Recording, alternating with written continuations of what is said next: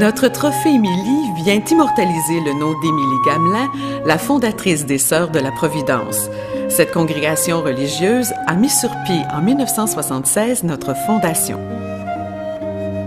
Membre du conseil d'administration de la Fondation et supérieure provinciale des Sœurs de la Providence, Sœur Claire Hood nous dresse un bref portrait de cette grande dame qui a commencé son œuvre empreinte de charité sous le nom d'Émilie Tavernier-Gamelin.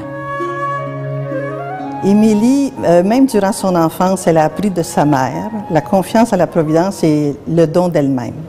Elle a continué à être attentive aux autres. Bon, elle a fait sa vie de jeune fille, il y avait beaucoup de prétendants à ce moment-là, mais elle s'est mariée seulement à 23 ans avec un monsieur Jean-Baptiste Gamelin. D'ailleurs, c'est pour ça qu'on l'appelle Mère Gamelin. Ils ont eu 3 enfants. Mais là, elle a perdu 2 enfants, son mari à l'intérieur de 4 ans et son autre enfant après. Alors, je pense que comme toute femme, tous les gens les plus près d'elle étaient partis. Alors, elle s'est demandé qu'est-ce qu'elle ferait de sa vie. Ça lui a demandé beaucoup de courage, mais ça lui a pris un certain temps avant de se réorienter. Elle a pensé de prier la Vierge Marie qui a souffert à cause de son fils Jésus. Et elle a continué à se tourner vers les autres. Alors, elle accueillait, parce que sa famille était bien nantie, son mari était de classe bourgeoise et elle aussi.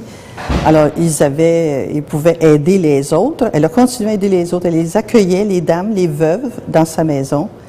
Elle est allée visiter les prisonniers. Elle était pour les itinérants, les sans-voix, les sans-travail, toutes les misères, tous les besoins qui n'étaient pas comblés à ce moment-là parce que c'était fait à l'intérieur des familles, mais il y avait des familles qui n'existaient plus à cause de différentes maladies épidémiques, là.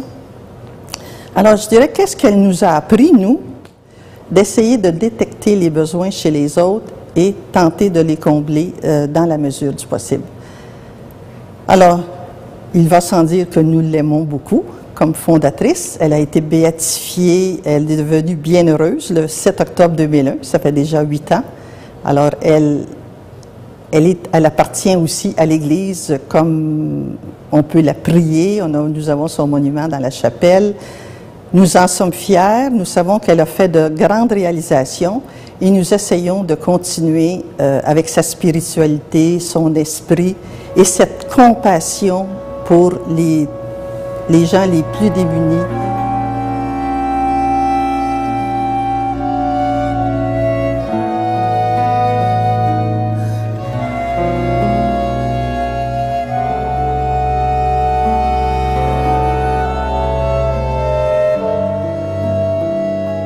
Nous avons fait appel au talent artistique de notre adjointe à la direction générale, Ninon Duprat, pour dessiner et façonner avec de l'argile notre Émilie modèle, avant que le souffleur de verre Michel Leclerc lui donne à son tour une autre forme. C'est dans l'atelier de cet artiste de grand talent et d'une dextérité peu commune que nos Émilies ont vu le jour. Il faut dire que chaque Émilie est une œuvre d'art unique, puisque ce trophée est fabriqué entièrement à la main et spécifiquement pour notre fondation.